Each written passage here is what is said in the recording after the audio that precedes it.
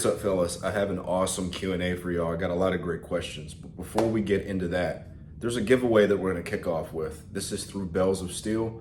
I'm going to be giving y'all a free Arch Nemesis bench bar. It's the bench bar that y'all see me use all the time for bench press. Seal rows, barbell rows. You can use it for overhead presses.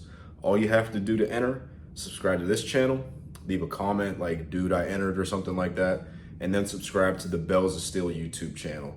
And then in about a week or so, we'll announce the winner. The runner-up is gonna get a free reusable template that's gonna be based off of a conversation that you and I have. And like I said, it's gonna be reusable. I wanna do a lot more of this type of thing with you guys just because y'all collectively have given so much to me for what is just me sharing my knowledge with you and my desire for y'all to get better. The amount of support that I've gotten since day one has been incredible, and that's the reason why I'm at where I am today with regards to this YouTube channel and just our platform, because it's not just me. Without y'all, it's literally just me talking to a camera, you see? So I just want to give back. We're going to get into the Q&A with, what we have in the title here is a myth that I need to die. All right, today's myth that I just need to harakiri, just disappear, is that overhead pressing is redundant if you're doing a lot of horizontal pressing, like a lot of bench pressing, dumbbell bench pressing, so on. Does that sound familiar? Because I've said that in the past myself. This is partly like I'm learning more and we're just adding on to past knowledge. So what I've said in the past is that when you have longer arms like myself and you get strong at bench presses through a good range of motion and you take advantage of that extra stretch that you get from having longer arms with presses, you get a lot of front delt relative to someone with shorter arms. That is 1,000% true. But I'll tell you what, bro, my overhead pressing strength, whether that be dumbbells, seated, behind the neck, was piss poor compared to what I could output on a horizontal press, like relative to one another. And once I started stacking and macking on the overhead presses, my shoulders got a lot bigger, notably bigger. My boy Sam, he would always say like, dude, when are you gonna start overhead pressing? You got a weak ass overhead press. I think it would make you wider if you did it. He said it a lot nicer than that. This is just me being funny. But lo and behold, dude, once we started taking that overhead pressing pattern better, Sam again hits me up. He's like, dude, you already have bigger shoulders. That's crazy. I told you that would happen. So I'm going to be releasing a video kind of breaking down my full thoughts on particularly overhead press training and pieces of conversation to add to what's already out there, because I think that there really isn't that much information with how to train overhead press well, and mine has improved so much over the past couple months so quickly that I think that this is something that we really need to talk about. All right, first hot take, hilarious. This is a short one. When James Madison proposed the Second Amendment, he meant the right to bear 20-inch arms. Dude, how do y'all feel about that? We bearing 20-inch arms out here, or are we gonna stick with the angel hair pasta arms? Y'all let me know. Kind of unrelated to the hot take, dude, I've really been, stacking and macking on the preacher curls lately. A lot of people say it can potentially injure you. I have been, cognizant of that because we've all seen like the same snap videos, like people snapping their bicep tendons. I go really slow and use a lot of control. And yes, that takes away some reps and weight that I can use, but I ain't trying to tear my biceps, bro. Despite that though, with the really slow form, I'm working out with the 50s, real slow for high reps on the preacher curl. Or if I'm doing like an easy curl version of it, it's like between 100 and 120 pounds for between sets of 6 to 12, just depending upon how heavy I go. But dude, I've really been loving the preacher curls. I think I'm gonna switch back in the incline curls soon, just to see what I can do with that. But the other day, I was just horsing the dumbbells a little bit, and I'm like, man, let me try to curl these 70s. And I'm freaking busting out the 70s like a 1980s muscle mag video, bro. So just to say that the bicep training has been going very well. I told y'all we had a fun Q&A, bro. This next fella said, what are the Chaddest sandwich ideas for bulking? I'm gonna give you my top 10, and I wrote them down because I really have a top 5,000 because I'm a foodie, but these were the 10 that came to mind. So first and foremost, we have peanut butter jelly sandwich. That's a must. You have sausage, egg, and cheese sandwich, the caprese sandwich. That's like fresh mozzarella cheese along with tomatoes. Usually comes with like a balsamic vinaigrette as well, and then the olive oil. I like to grill chicken thighs and lay that across on top just to give a little extra protein and a little bit more savory action to it. It's delicious. Even without the chicken, delicious. Cuban sandwiches are really good. How could I forget freaking cheeseburgers, fried fish sandwiches? Dude, every day, the next one, I get like a maxed out gyro. Usually I get a gyro bowl, but I'll get like a maxed out gyro with like mad meat, like lamb, chicken, spicy broccoli, the hummus, rice, just maxed out tzatziki sauce, and it's just like a big, juicy bodybuilding meal, bro. It's incredible. I eat it almost every day. One of my favorite foods from childhood is probably chicken parmesan, and I really like chicken parmesan sandwiches, whether that's from like putting it on a nice grilled piece of bread or, you know, like a longer hoagie style piece of bread. I really like that, like a baguette or something like that. Number 9 and number 10 are hoagies, specifically hoagies, but the Italian hoagies. So you got your cold cuts, the pepperoni, the salami, the ham, the capicola, gabagool. You got the freaking whatever cheese you like, and then the vegetables, and then the oil vinaigrette sauce. And then last but not least is a good old fashioned meatball hero. Can't go wrong with that. I usually like a little bit of pepper jack cheese on it or some grated Parmesan, one of the two, sometimes both. All right, next one, training related question. That last one was training related. You need to fuel your body after you train, all right? But this fellow wants to know, what are my thoughts on forced eccentrics after you can't do like normal reps anymore? And he used pull-ups as an example. So he would do pull-ups, like his 6 rep max or whatever he said. And then after that, he would, I guess, jump up and then lower himself as slowly as he could. I don't buy into that specifically so much for pull-ups personally, just because I've always gotten really good overall back size just from regular ass pull-ups without doing that. But the idea itself is sound. You've observed with yourself that this works really well for you, so definitely keep doing this. For me, this has been something that I've been experimenting with specifically for triceps. So I don't know if y'all remember that old Eric Bugenhagen video where he's in the basement and he's talking about his favorite upper body exercise, right?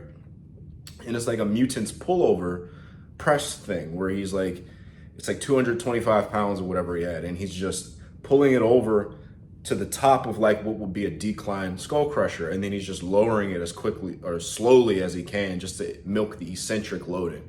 That is really banging, bro. I don't do that exactly, but something that me and my buddies that have been talking about lately is the decline dumbbell extensions with like dumbbells and you're on the decline bench. When you're coming down and you're supinating at the bottom, that's like a big juicy contraction that you get. So what I've been doing, 2 things. One, like the fella in this question, I've been doing my normal dumbbell extensions where I'm doing my normal extensions. And then after I can't do that anymore, I'm just lowering it then as slowly as I can, and then rolling it over, pressing it back up, and then doing the same thing to failure. I got like an extra 12 reps after doing a 12 rep set with the 50s. My arms were fucked the next day. Like I did that, rested, had my rest day right after, and then coming into my next training session, my overhead press pull-up session, dude, my triceps were still fucked. So very potent, very effective. That's just something to keep in mind. I can see it working really well for hamstrings as well. What I'll say is, bro, if you don't have a lot of experience with this, start conservative as always, and don't replace the regular stuff with this. I think I mentioned there was another way I did it actually. This is why I'm bringing this up. On another day where I do like the normal dumbbell extensions and then force negatives, on another day, I'll just do straight force negatives with a little bit more weight than what I can work out with. So I'll have on like the 65s or 70s and I'll just lower those as slow as I can, pull them over and then press them up, and not even do regular dumbbell extensions at all. Only do this though if the regular old shit ain't allowing you to progress at the moment and you need something novel to help spur some new growths so that you can then continue to just do the normal shit. I don't think it's something that you should do all the time because like I said, it's a gnarly training effect that you get here. You really do this to break neurological limits and force new muscle growth where there was either slower progress than what you're accustomed to or a straight up plateau. All right, this next hot take is gonna piss some people off, but it needs to be said.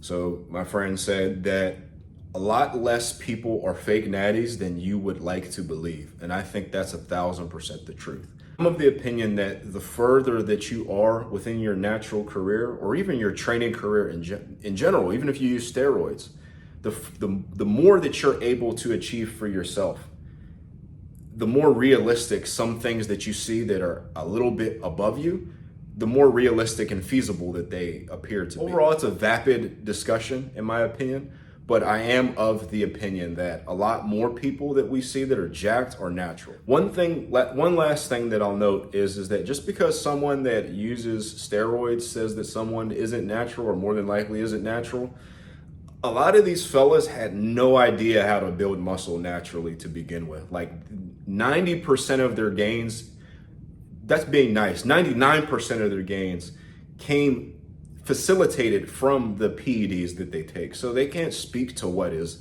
achievable naturally. They'll look at some dude that's like 160 pounds with, you know, a nice chest genetics, downlighting, and a pump and be like, yeah, this dude ain't natural. It's absurd. This next fella asked for some relationship advice. Look, I'm not gonna get red pill or anything like that, but him and his lady are arguing a lot. Listen, arguments are gonna happen. When you have gym equipment in the freaking living room, bro, arguments are gonna happen. And you know, all jokes aside, that self-awareness is very important. So if you have something that you're doing or you're saying that is hurting your girl's feelings or making her angry, be self-aware of what those behaviors are first and foremost. And then understanding, being solutions oriented is very important. So ask them why that bothers them. Figure out why that bothers them. Maybe there's a misunderstanding that needs to be bridged. Here's what you don't do, bro. You don't, you know, for example, if they're getting emotional and they're raising their voice, whether it's you or them, you don't match that volume. It's just as simple as if you don't appreciate the fact that they are yelling at you, it's a simple, your volume right now is unnecessary. We're not going to yell at each other. Or if they're talking to you in not a kind way, like they're swearing at you, it's not necessary for you to say things like that. We don't talk to one another like that. You as a man or woman in your relationship are going to set the tone for a lot of interactions that you have, good or bad. And we have to remember as best as we can not to fall victim to essentially debating someone on how they feel about something, because that's what arguing essentially is. You debating someone on if their feelings are valid or not is always going to be taken as a slight to them, because from their perspective, it's like, why are you telling me how I should feel about this? It should be a lot less about debating and talking down how they feel, figuring out why they feel the way that they do, and how y'all can bridge the misunderstanding. Next hot take, this one's spicy. So this fella says that essentially, dude, you should be making your own programs, or at least customizing them, and have the skills to do that. I agree, dude. Like, honestly, there's two parts to it. So I disagree in that someone that doesn't know what they're doing just needs to find a program that enough people have ran, or programs like it that enough people have ran that they've gotten results with it, and just run it as written. Run it as written, make progress on it. They need to do that, because as someone that doesn't know how to activate their chest on bench press, just has questions that are self-evident for some of us, but aren't for new people. They need to just be doing something basic and learning that. But once you learn that, dude, like, that's where the tinkering starts to come into play. The optimizing for your own needs starts to come into play. I have a video that's like, you know, stop overthinking, just do it and experiment. That's something that I still wholeheartedly believe in. You just do something, see how it works, adjust it a little bit, and then go from there. Overall, that's what my channel is here for, bro. I'm here to tell you what I like to do, how I like to do it, but I'm also here to teach you at the end of the day. I'm here to teach you. That's why I put out these informative videos as often as I can, and why every year annually I put out a freaking self-coaching manual. It's multiple hours, it's lecture style, it's time-stamped, it's there for you to learn, and to learn how to do things yourself, because I respect people that are self-sufficient with regards to their training. That's how you get jacked and stacked, dude. Next question. This was very popular on Instagram.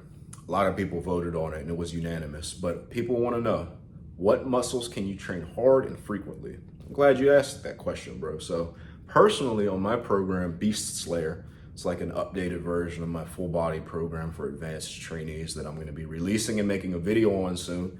I work pretty much every muscle other than, you know, lower back every 48 hours. And then every day, pretty much, I'm working abs, calves, and neck. You can also work forearms every day. I think it was Fred Hatfield in one of the training manuals that he put out. It was like a chart of you know, he would say you pretty much work the muscle when it's ready to be worked. And he had a chart saying like forearms are good this day, every day, hamstrings need this much, so on and so forth. So I kind of take that same approach naturally to my training, wherein if I'm ready to train something again, that means it's recovered. And if it's recovered, that means that I can cause muscle damage, recover from that, grow again from that over and over again. I'm not gonna buy in so much to the academia surrounding like frequency and everything like that. I think that frequency and volume are dials that you have to turn. This is just inexorably something that you're gonna have to do in your training. They're just dials that you turn and adjust up and down at any time to make progress. And I currently am running a program that is in alignment with what I need to make progress. So I work pretty much everything every 48 hours. But as I said, in general, abs, calves, forearms, neck, universally, you could work those every day. All right, my boy Sam has 3 rapid fire hot takes for y'all. Man, he says the posterior training is very underrated. People half-ass it, specifically hamstring curls. Mobility is very conducive for more effective hypertrophy training. And then people's leg raises fucking suck. He didn't say fucking suck, he just said suck. He wasn't that mean, I'm just being funny. Here's what I think about those. Yep, do more hamstring curls, not enough people do them. I have added probably an inch to my legs just from spamming hamstring curls. That's lying hamstring curls, seated hamstring curls, pushing them hard, maxing out the stack, putting deficits on it with pads, just becoming a hamstring curl specialist. Now, with regards to flexibility training and its carryover to hypertrophy training, one of my favorite videos in YouTube fitness, shout out to Zach Tellender, but it's his 5-minute squat mobility tutorial. You do that and you're able to get into a deeper squat motion that you're able to now. All things being equal, you're gonna get more stretch on your quads and you're gonna get bigger and stronger from that. And then last but not least, the abs hot take. I think a lot of people's ab training in general fucking sucks. I don't think it's just leg raises. They don't go heavy enough. They don't do enough reps, enough frequency. Their form is soup sandwich, meaning it's fucked up. It's a military term for fucked up. You know, how do you have a soup sandwich? You don't. That shit is fucked up.